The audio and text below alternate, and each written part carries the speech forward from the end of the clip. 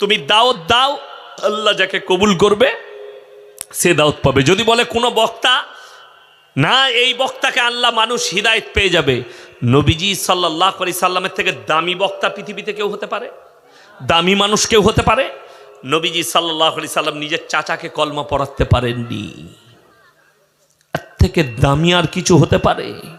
শুধু তাই নয়, আল্লাহ দোয়া করতে নিষেধ করে দিলেন। এটা এক নম্বর গেল, যিনি হচ্ছেন শ্রেষ্ঠ পয়গম্বর। দ্বিতীয় নম্বর, হযরতে নূহ নবী নিজের সন্তানকে, নিজের স্ত্রীকে কলমা পড়াতে পারেনি। সেটা ঘর, নিজের স্ত্রী, যার সঙ্গে রাত কাটিয়েছেন পয়গম্বর, যিনি নিজের বিছানার সাথী, তাকে পর্যন্ত কলমা পড়াতে পারেনি। আল্লাহ কোরআনে জাহান্নামী ঘোষণা করে দিয়েছেন নূহ নবীর বিবির জন্যে। নূহ নবী নিজের সন্তানের জন্য দোয়া করতে চেয়েছে, কিনানের জন্যে, লা আসিমা লিয়াউমা মিন আমরিল্লাহ, এটা আমার ওরসজাত পুত্র। আল্লাহ বলেন লামিনাল খাসিরিন, হাত নামাও। যে আমাকে মানেনি, আমার নবীকে মানেনি, তার লেগে তুমি দোয়া করতে পাবে না। নবীজি দোয়া নিষেধ করে দিয়েছেন আল্লাহ নবীদিকে। হযরতে লূত নবী, তার বিবি জাহান্নামে যাবে, নিজের বিবিকে কলমা পড়াতে পারেনি। আর আপনি বলছেন ইয়াসিনকে দাওয়াত করে লোকরা হিদায়েত পেয়ে যাবে। রং। আপনি দাওয়াত দেন, আল্লাহ যাকে হিদায়েত দিবে সেই ব্যক্তি হিদায়েত পাবে, তা নাও পাবে না। ওটা আমার কথা নয়। এই মৌলবি কথা বললেও মানুষ হিদায়েত পেয়ে যাবে যদি আল্লাহ হিদায়েত তার তকদিরে রাখে। এটা হচ্ছে নম্বর এক। দ্বিতীয় নম্বর, পৃথিবীতে যতগুলো মানুষ আছে, একটা মানুষও সবল নয়, সবাই দুর্বল। একটা মানুষকে আল্লাহ সবল করেনি, সবাইকে নিজের কাছে আল্লাহ দুর্বল রেখেছে। ইন্নাল ইনসানা খুলিকা হালুয়া, আমি মানুষকে অসহায় আর দুর্বল সৃষ্টি করেছি, এরা যেন নিজেকে সবল না মনে করে। কেউ নেতা হোক, কেউ মাস্তান হোক, যে যত বড়ই হয়ে যাক, যার কাছে যত শক্তি আসুক, একটা কথা মাথায় রাখবেন, আল্লাহর শক্তি সব থেকে শ্রেষ্ঠ। ফেরাউনের থেকে বড় মরদ এখন পৃথিবীতে কেউ নেই। ফেরাউন বলেছিল আলা রাব্বুকুমুল আলা, আল্লাহ তার নিচুড়ে রস বার করে দিয়েছে যে নিজেকে রব দাবি করেছিল। বর্তমানে যারা মনে করছে আমার থেকে বড় শক্তিশালী কেউ নেই, যারা মনে করছেন আমার কাছে বন্দুকের পাওয়ার আছে, শক্তি আছে, ফোর্স আছে, আমার গার্ড আছে, জেনে রেখে দিবে তোমার থেকে বেশি সৈন্য সামন্ত ছিল ফেরাউনের, তোমার থেকে বড় লস্কর ছিল ফেরাউনের। ফেরাউনের কাছে শারীরিক শক্তিও ছিল, সামরিকও ছিল। আল্লাহ নিচুড়ে রস বার করেছে। জমিনের ওপরে অহংকার কেউ করবেন না, সকলে জোরে বলুন ইনশাআল্লাহ। লা ইয়াদখুলুল জান্নাতা কাত্তাতুন, যারা চগলখোর হবে আর অহংকারী হবে তারা কোনোদিন জান্নাতে প্রবেশ করবে না। যে জমিনটাই চলছেন, জমিন কার? কথা বলে না? আল্লাহর। হাওয়া কার? অক্সিজেন কার? আপনার শরীরটা কার? আল্লাহর। যদি আপনি নিজের ইচ্ছাই বেঁচে থাকতে না পারেন, আপনার কোনো মূল্য নাই। আপনাকে ভাবতে হবে, আমি যদি নিজের ইচ্ছাই বেঁচে না থাকতে পারি, তাহলে জানতে হবে আমার এই শরীরের মালিক অন্য কেউ, তিনি হচ্ছেন সৃষ্টিকর্তা। তার মানে তার হুকুম মানা আপনার জন্য ফরজ, জরুরি। কথাটা বুঝতে পেরেছেন না পারেননি? যদি আপনার এই শরীর আপনার নিজের না হয়, অন্য কারুর দেওয়া। এই জমিন যার, যারা জমিনের ওপর অহংকার করে, মানুষ কি করে?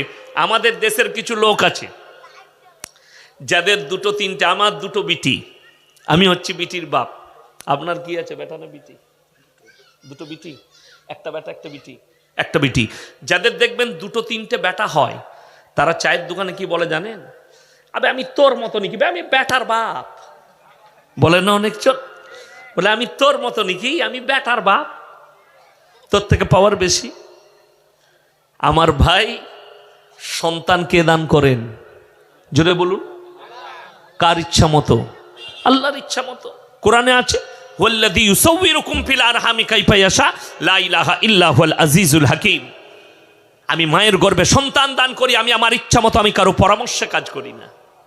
আপনি খালি আপনার স্ত্রীর পেটে সন্তান থাকলে মা, স্বামী দোয়া করবে আল্লাহর কাছে, নামাজ পড়ে, আল্লাহ আমার স্ত্রীর পেটে সন্তান আছে, তুমি নেক সলেহ আওলাদ দান করো। কি দোয়া করবেন?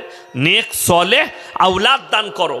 আর কেউ যদি মেয়ের ওপরে ঘৃণা করে যেন আমার মেয়ে না হয়, কি করে বিয়ে দেবো, পয়সা লাগবে, আল্লাহ আমাকে মেয়ে দিও না, আল্লাহ আমাকে বেটা দিও, জেনে রেখে দিবেন সে হচ্ছে আল্লাহর নাফরমান বান্দা। সহি দোয়া, হালাল দোয়া, সঠিক দোয়া, আল্লাহ তুমি আমাকে যে সন্তানই দাও সুন্দর সুস্থ সবল নেক সালেহ আওলাদ দান করো, এটা হচ্ছে দোয়া। যে সন্তানই হোক, মেয়ে হোক নেক সালেহ সুন্দর, ছেলে হোক নেক সালেহ সুন্দর, আমাকে আওলাদ দান করো, আল্লাহর কাছে এই দোয়া হবে। জেনে রেখে দিবেন, কোরআন খুলেন।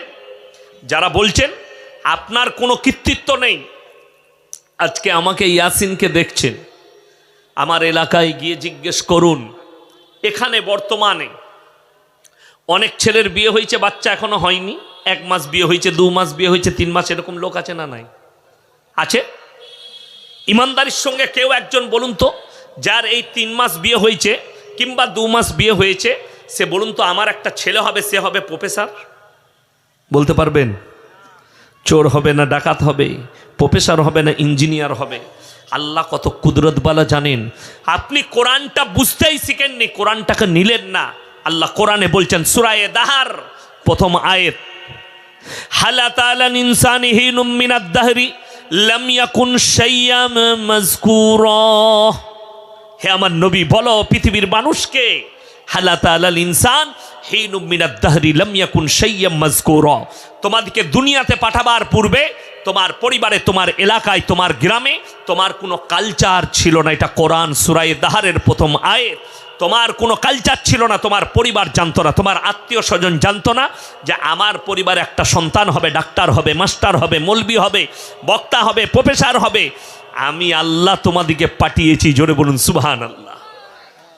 ইন্না খালাকনাল ইনসানা মিন নুতফাতিন আমশাজ নাবতালিহি ফাজআলনাহু সামিয়াম বাসীরা।